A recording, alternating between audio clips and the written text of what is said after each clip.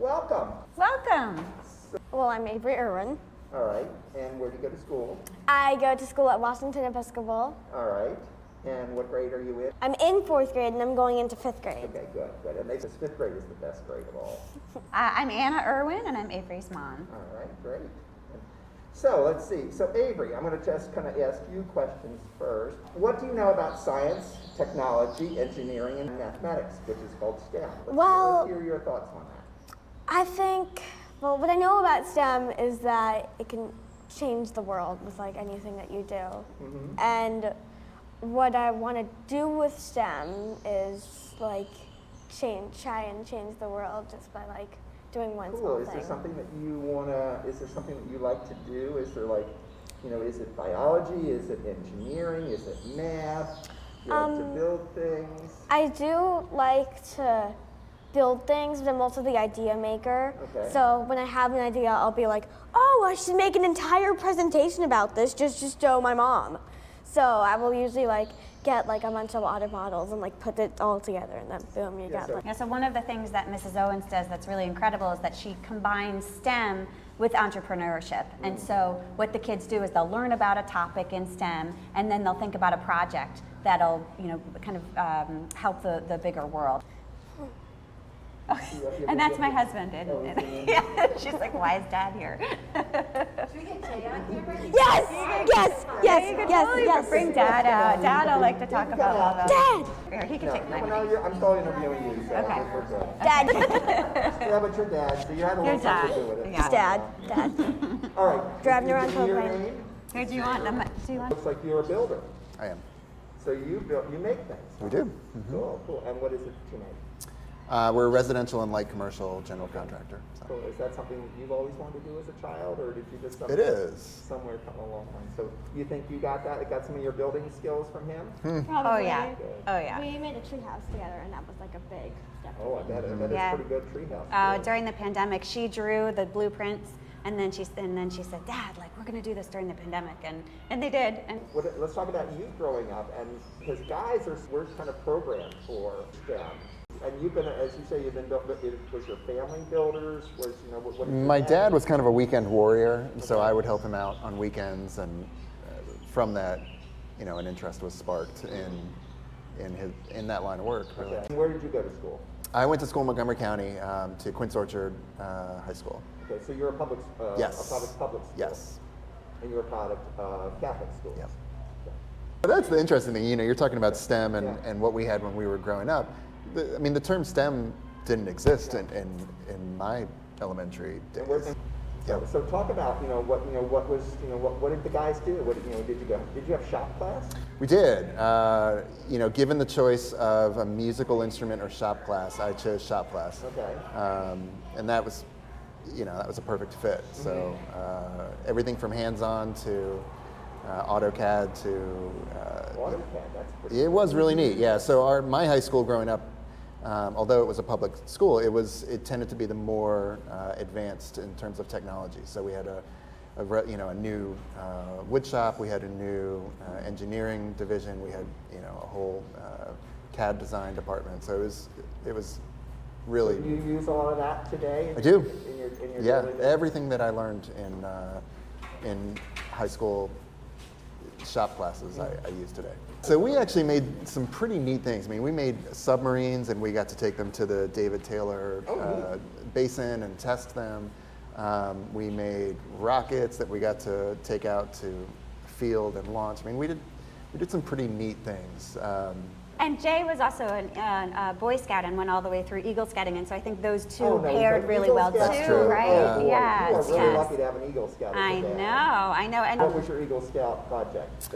It was a local park that was kind of dilapidated, so we ended up, we brought in some topsoil, we leveled out some areas, we seeded the area, we put new fence around it. There was 2 historic trees on the property that we did some research on, figuring out when they were planted and what types of trees they were and why they were there. So how did all of that upbringing bring you to the business? Tell me about how that Did it come out, did somebody just say, hey, here's $50,000, go build me a house, and that's how it started? So tell me on that. I think it started when you were 4, and at the top of the driveway was selling these Selling birdhouses at yes. age 4. I mean, Jay's been a serial entrepreneur, I think. Yes. So he's a salesman as well as a builder. You have to be. Yeah, I mean, as a business owner, you need sales.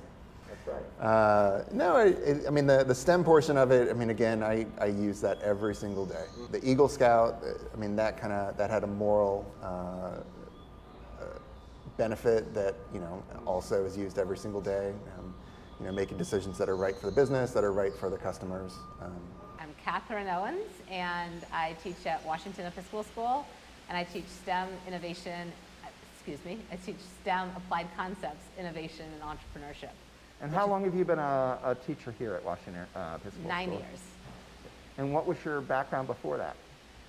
So originally I was going to be a botanist and ended up deciding midway to go into the consumer product industry, particularly food. And I worked for Pillsbury, and I worked for a candy company, and did business development and marketing and sales, and absolutely loved it. But then I felt this higher calling to give back to the world, because I found as an adult I loved to learn, and I wasn't in the education system anymore. So I have a unyielding thirst of curiosity, and Cool. so I wanted to be able to do something with my curiosity and not just learn it for me, but tell other people and get them excited about how cool the world is. And it all makes sense if you start understanding simple principles.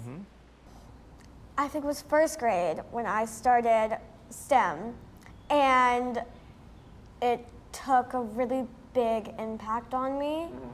But it wasn't just like the engineering and the mathematics. It was like the ecosystem part, where when you see a plastic water bottle just laying on the ground, pick it up, or else an animal might think that it's food. This year I've been big on creating changes for the world, but good changes. And I thought that maybe I could I have this bird program that I'm trying to do, where I'm trying to build bird houses and trying to get bird feeders around the school. And I just talked to Mr. Vilgaman about it, the head of school, and we're working on that right now. So that's a big thing that took part of me in STEM. She's the ideas person, and we see that at school, where she comes up with, hey, I want to help the pollinators, I want to help birds, and then and then she goes to Mrs. Owens, and Mrs. Owens is such a yes and then the two of them will come up with how can they work together to make this happen, and so it's just been incredible to watch that. Was STEM something that you had as an interest as a student when you were her age? Not the way that she does, no. I think growing up I had some incredible teachers, but not in the STEM space, not the way that she does. Was STEM something that was even talked about as a child? I don't think so. For boys or for girls?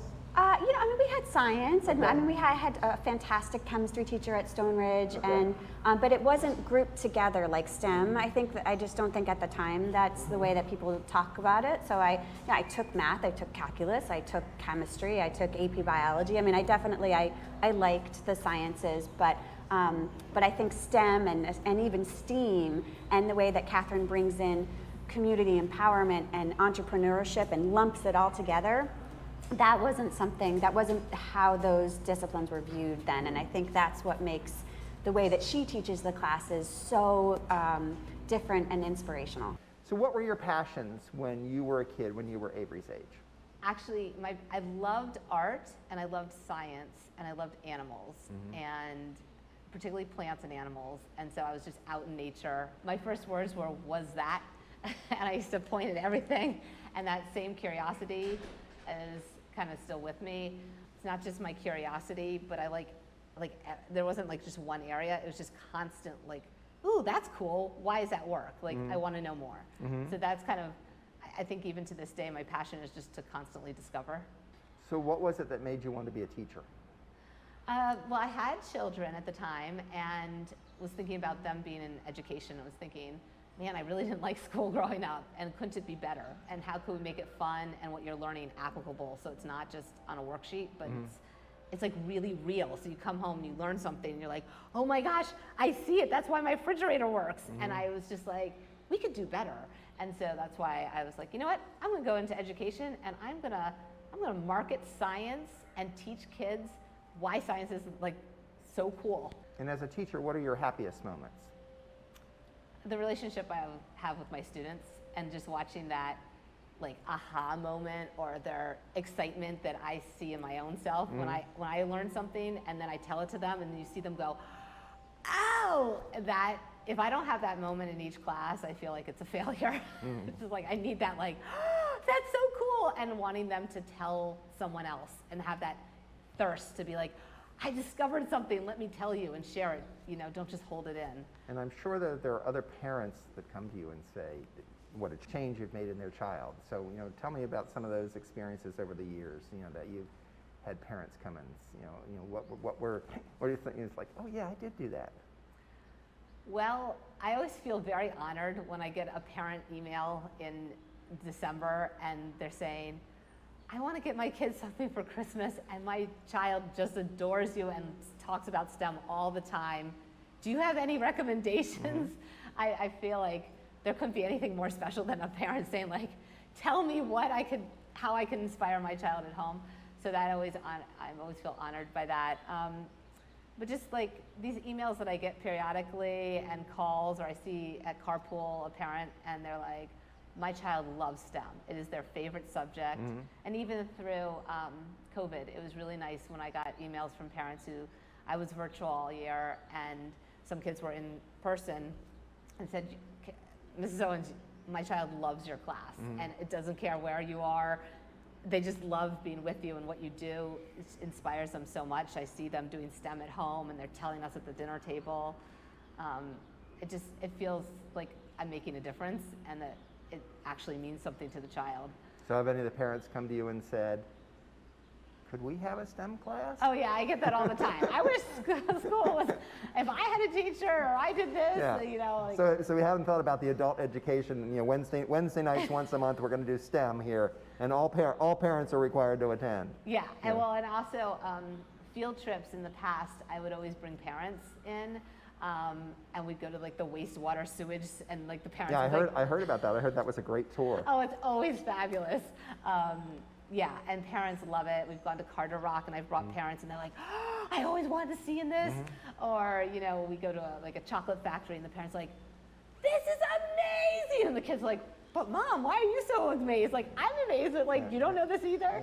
So I really try to take kids and whoever is coming with us to places they've never been and that they can't go to the museum or in their backyard, but really bring something alive to discover how our world is working all around us and these like hidden treasures.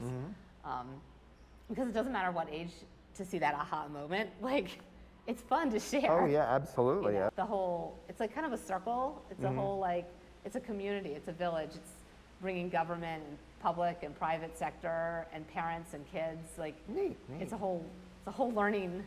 So if you had a crystal ball, put a crystal ball out, and you want to look into the future, what will the world be like when you are your mother's age? When you're sitting here in her seat and daughter is sitting there, what will the world be like? And describe some of the cool and new things that you think that we might have at that point in time that we wouldn't have today. Well, I think that we would have all electric cars. I'm not sure how yet, but we would somehow figure out how to decrease the number of CO2 in our air. And maybe we would have like water worldwide for everyone. Okay.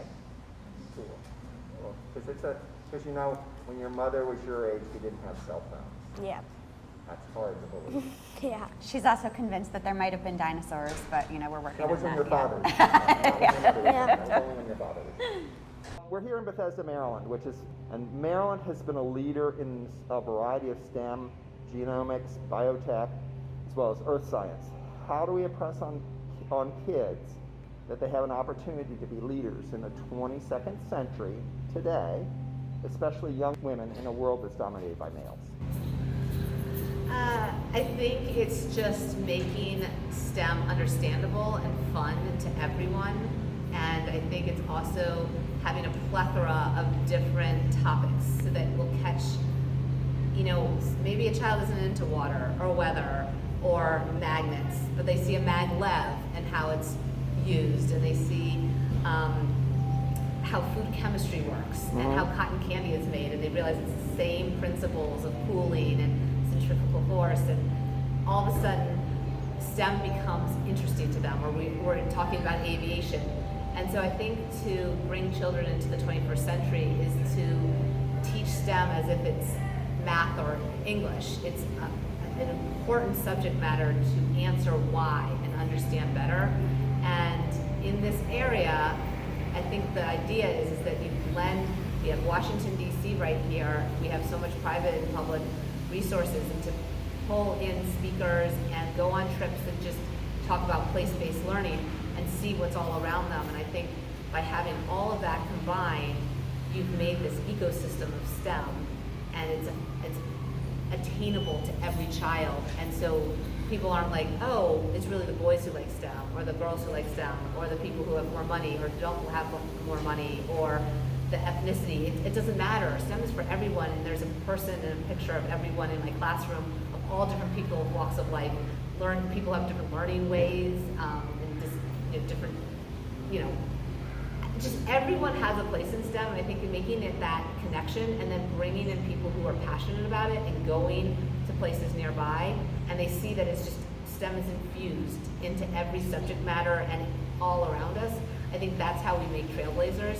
But then also by learning, once they learn a STEM concept, there's usually an invention project related. So that's all input. So they learn the content. I showcase STEM inventions that utilize the STEM concepts throughout history and even today. So here's all the stuff that we just learned, and here's how it applies to these inventions.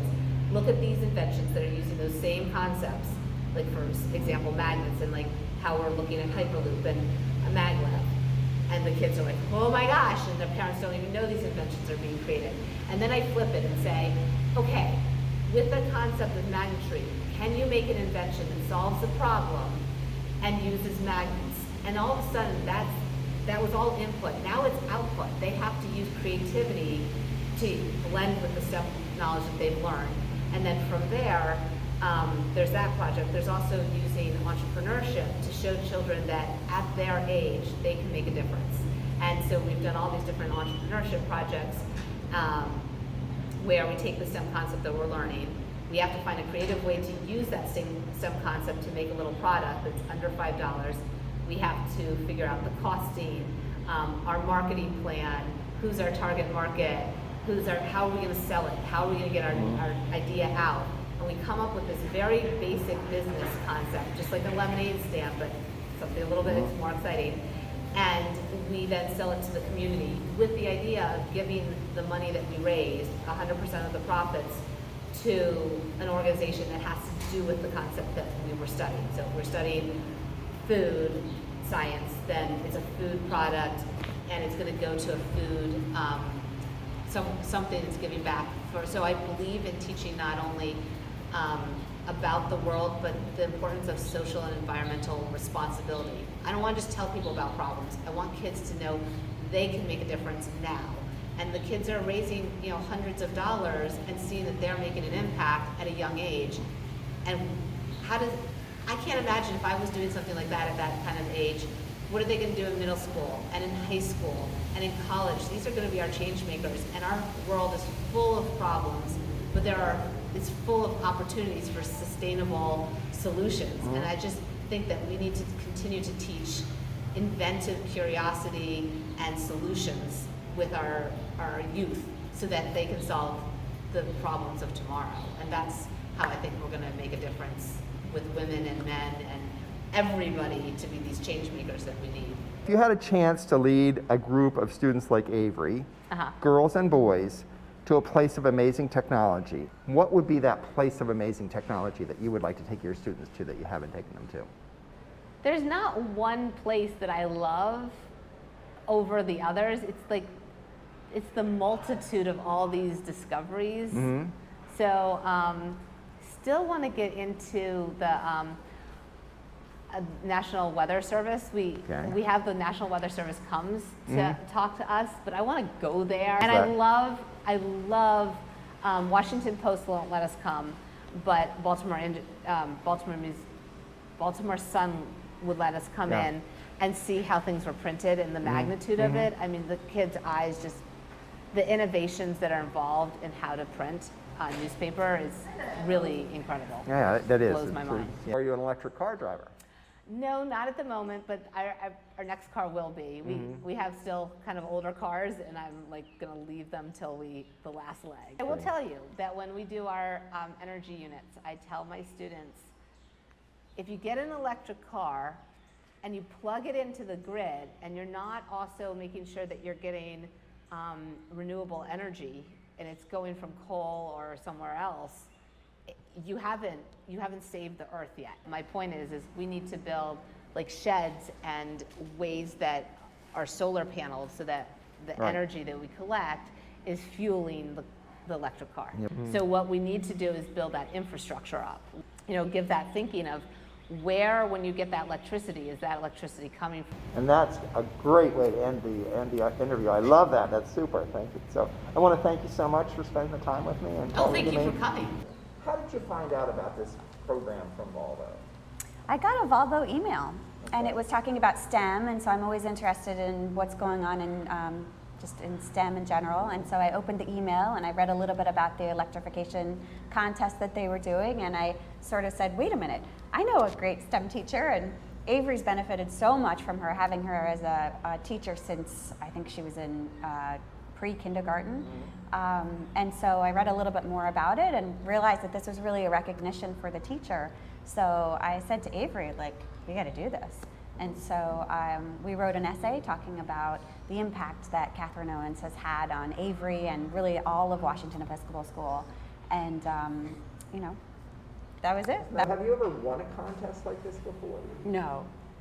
So you just said you're not like a contest person that applies to every contest? No, I never would ever apply. And really, my goal in applying to this was to write the essay. And as soon as I wrote the essay, I sent it to Catherine and I sent it to Mr. Vogelman, the head of the school, and I said, you have to know, and they know, but you have to know that you have this rock star of a teacher, and I just want you to hear about the impact. And that was really my goal in applying to this, was for them to know and be appreciated. So you just sent it off and then just said, and then went on with my life, and said, good, I'm glad that they know that they have this rock star. So when you got notification, how did you visit like Publishers Clearinghouse, that somebody with a bunch of balloons and all came to your front door and knocked on the door or something, or did you just No, I got an email from that I almost deleted, and it sort of said something about winner in bold, and I said, this is no. Yeah. And I said to my husband, and I opened the email,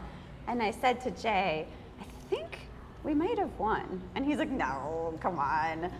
And then I had to fill out some paperwork, and then sure enough, we won. It was really exciting. Catherine won.